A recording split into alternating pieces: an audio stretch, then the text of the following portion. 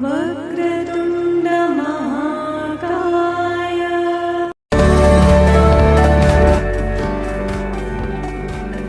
Hello friends, welcome to our channel. ఈ కథ ఏమిటో చూద్దామా.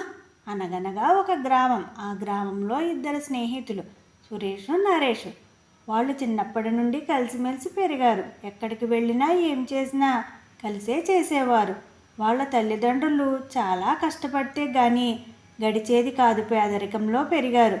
ఒకరోజు ఒక చెట్టు కింద ఇద్దరూ కూర్చుని ఏం చెయ్యాలా అని ఆలోచిస్తూ కబుర్లు చెప్పుకుంటుంటే పట్నం నుండి ఒక పెద్ద ఆయన వచ్చి కూర్చుని వీళ్ళ మాటలు వింటున్నాడు. వారి మాటల్లో ఏమర్థమైందంటే ఎలాగైనా డబ్బు సంపాదించాలని. అప్పుడు అతను ముందుకు వచ్చి, నేను చెప్పినట్టు చేస్తే మీరు అనుకున్న డబ్బు సంపాదించవచ్చు అని చెప్తాడు. ఏం చెయ్యాలి అని ఇద్దరూ ముందుకు వచ్చారు. నేను మిమ్మల్ని ఒక చోటకి పంపిస్తాను. అక్కడ బంగారం, ఇసుక, వజ్రాలు ఉన్నాయట. నా వయసు ఎక్కువగా ఉండటం వల్ల నేను అక్కడికి వెళ్ళలేను.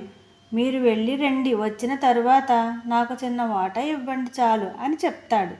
ఆ ఇద్దరు యువకులు సరే అని తల్లిదండ్రులకు చెప్పి ఒప్పించి, మనకి కష్టాలు ఉండము, మేము వెళ్ళి వస్తాము అని ఆ పెద్ద ఆయన్ని చూస్తూ ఉండండి, ఇక్కడే ఉంచుతాం, ఎప్పటికప్పుడు కబురు చేస్తాం అని చెప్పి వెళ్తారు. మొత్తానికి బంగారం ఉన్న చోటకి వెళ్తారు. కానీ అంతా ఎడారి. ఎక్కడా కూడా కనుచూపు మేరలో నీళ్లు కానీ నీడ కానీ కనిపించదు. అంతా ఎండ, వేడిగాళ్ళు. వారికి కావలసినంత బంగారం, వజ్రాలు సంచుల నిండా వేసుకుంటారు. అప్పటి వరకు అంతా బాగానే సంతోషంగా ఉంటుంది. అసలైన కష్టం మొదలవుతుంది. తీసుకువచ్చిన వాడు కనిపించడు. మ్యాప్ బంగారం కనిపించిందన్న ఆనందంలో ఎక్కడో పడేస్తారు. తెచ్చుకున్న నీరు, ఆహారం అయిపోయి అప్పటికే ఒక రోజు అవుతుంది. ఎటు వెళ్దామన్నా ఇసుక మైదానం.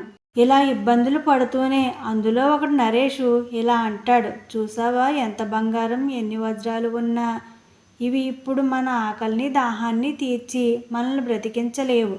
ఇంకో 2 రోజులు ఇలానే ఉంటే ఇదే బంగారంలో కలిసిపోయి మాడి మసైపోతాం. ఎలాగైనా దేవుడి దృష్టి గొప్పది. ఎంత ఉన్నా ఇవి తిని బతకలేం. అందుకే అన్నారు గుక్కెడు నీళ్ళు గుప్పుడు మెతుకులు అని. దేవుడు కరుణించి బయటపడితే ఇందులో సరిపడా తీసుకుని అన్నానికి, నీళ్ళకి, బట్టలకి బాధలు పడేవారికి ఇచ్చేస్తాను అంటాడు. అలా చేస్తే తీసుకువెళ్ళేది వెంటనే అయిపోతుంది. ఏదైనా ఉన్నప్పుడే దాచుకోవాలి అని అంటాడు సురేష్. ఇలా అంటుండగానే అక్కడే ఒక ఎలుగు వీరిని చంపడానికి వస్తుంది. ఇద్దరూ ప్రాణభయంతో పరిగెడతారు. అందులో నరేష్ పరిగెడుతూ ఉండగానే మ్యాప్ దొరుకుతుంది. దారి తెలుసుకొని మొత్తానికి బయటపడి అక్కడ దొరికే ఆహారం తిని నీళ్లు తాగి అమ్మయ్య అనుకుని స్నేహితుడి కోసం బాధపడుతూ కూర్చుంటాడు. ఈ సురేష్ పరిగెడుతూ ఎలాగైతే ఎలుగు నుండి తప్పించుకొని కూర్చున్నాడు. కానీ ఎక్కువగా పరిగెట్టడం వల్ల గొంతు ఎండిపోయి ఇక ఇదే ఆఖరి రోజు, ఈ రాత్రి గడవదు, రేపు ఉదయం చూడను, ఏం చెయ్యను, ఎటు వెళ్ళను, ఏమీ అర్థం కావట్లేదు, ప్రయత్నం చెయ్యనా, ఇలానే ఇసుకలో కలిసిపోనా అని అనుకుంటున్నాడు. ఇలా ఆలోచించుకుంటున్న సమయంలో దూరంగా ఒక కుటీరం కనపడుతుంది. కాసేపు ఎందుకులే అనవసరంగా ప్రయాస, ఏమీ ఉపయోగం ఉండదేమో అనుకుని మళ్ళీ ఒక ప్రయత్నం చేసి చూద్దాం అనుకుంటూ ఎలాగైతేనే లేచి కుటీరం చేరుకుంటాడు. అక్కడ ఒక పంపు కనపడుతుంది.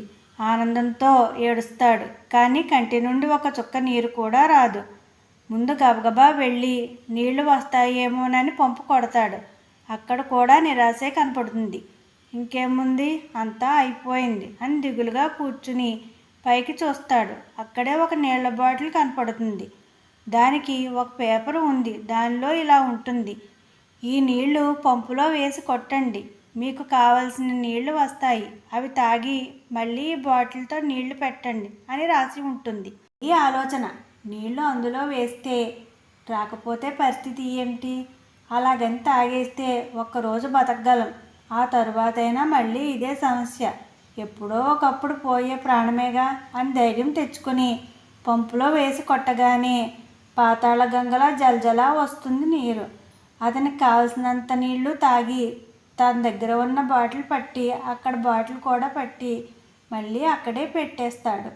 పక్కకి చూస్తాడు. రూట్ మ్యాప్ దొరుకుతుంది. అన్నీ చూసుకుని మళ్ళీ ఇక్కడే ఉంచండి ఇవన్నీ అని రాసి ఉంటుంది. ఇంతకుముందు ఎవరికైనా ఇదే ఇబ్బంది వచ్చి ఉంటుంది, అందుకే అన్నీ ఇంత జాగ్రత్తగా రాసి పెట్టారు అని అక్కడ పెట్టేసి ఇలా అనుకుంటాడు. దేవుడా కాపాడావా తండ్రి, నేను ఇంతకుముందు చాలా తప్పుగా మాట్లాడాను.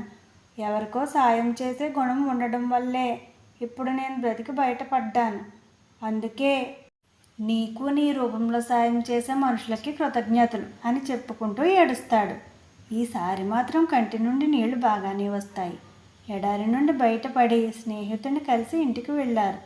అక్కడ వారికి వాళ్ళని పంపిన పెద్ద ఆయనకు కూడా కలిసి కావలసినంత తీసుకుని మిగిలినదంతా పేదవారికి గుళ్ళకి దానంగా ఇచ్చేస్తారు. నీతి ఏదైనా కావాలి అంటే ఉన్నదానిలోనే ఇతరులకు ఇవ్వడం నేర్చుకోవాలని. ఒక నీటి పంపే చెంబుడు నీళ్లు ఇస్తేనే కానీ బిందెడు నీళ్లు ఇవ్వలేదు కదా. Okay friends, bye. Please like, share and subscribe friends, and don't forget to on the bell icon.